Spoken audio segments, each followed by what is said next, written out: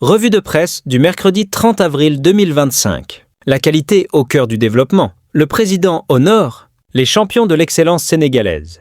Le président de la République a présidé ce matin la cérémonie de remise des trophées du prix Oscar national de la qualité, saluant l'engagement des entreprises sénégalaises en faveur de l'excellence. Dans un contexte de mondialisation et de compétitivité accrue, il a souligné l'importance de la qualité comme levier stratégique, tant dans le secteur privé que public, pour bâtir un Sénégal souverain, industriel et prospère.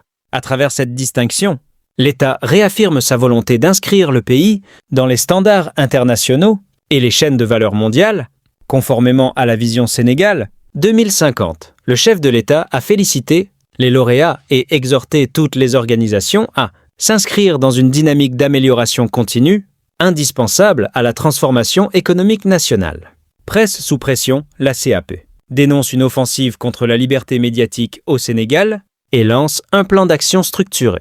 Lors d'une conférence de presse tenue le 29 avril, la coordination des associations de presse, CAP, a dénoncé une série d'attaques systématiques et planifiées contre les médias sénégalais.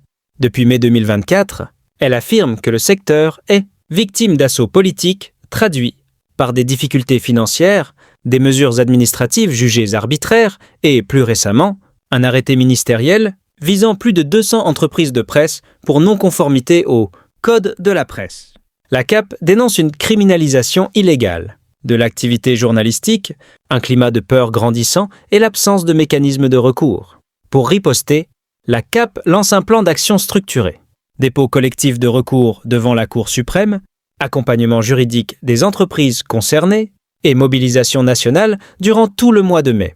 L'organisation prévoit également un sit-in devant le ministère de la Communication et une restructuration interne qui sera officialisée lors de son assemblée générale du 17 mai. Comparant la situation actuelle à un étouffement institutionnel, la CAP appelle à une large solidarité pour défendre la liberté de la presse au Sénégal. Liberté de la presse en péril, Alioune Tine et Seydi Gassama dénoncent les attaques contre les médias sénégalais. Le débat sur la liberté de la presse au Sénégal s'intensifie après la publication d'un arrêté ministériel ordonnant la suspension des activités de certains médias jugés non conformes au Code de la presse. Seydi Gassama, directeur d'Amnesty International Sénégal, a fermement réagi en soulignant que les médias sont essentiels pour la démocratie et que leur fermeture ne devrait jamais être une option. Il a appelé l'État à explorer des alternatives pour garantir la conformité des entreprises de presse sans recourir à des mesures aussi extrêmes. De son côté, Alioune Tine, fondateur d'Africa Jom Center, a dénoncé une violation grave de la liberté de la presse, précisant qu'un ministre ne doit pas être l'arbitre d'une telle décision, car il est juge et partie. Selon lui, une saisine de la Cour suprême est nécessaire pour annuler cet acte, qui relève de la compétence exclusive d'organes de régulation, indépendants et impartiaux. Ces réactions soulignent une tension croissante entre la régulation de la presse et la protection des libertés fondamentales au Sénégal. Affaire judiciaire au Sénégal. De l'inculpation de Farba Ngom à la chanteuse de Mia Guissé, un mois d'intenses révélations. Le Sénégal traverse une période marquée par des affaires judiciaires complexes impliquant plusieurs personnalités. Mouhamadou Ngom, dit Farba, a été inculpé de nouvelles accusations liées à des faits de blanchiment d'argent, d'association de malfaiteurs et d'escroquerie, après des transactions suspecte de 125 milliards de francs CFA mises, en lumière par la cellule nationale de traitement, des informations financières, CENTIF. Depuis février 2025, Farba Ngom est en détention pour des malversations d'I, un montant de 31 milliards de francs CFA. Ses avocats dénoncent une cabale à son encontre, tandis que Tahirou Sarr, également concerné par le même rapport, risque une inculpation similaire.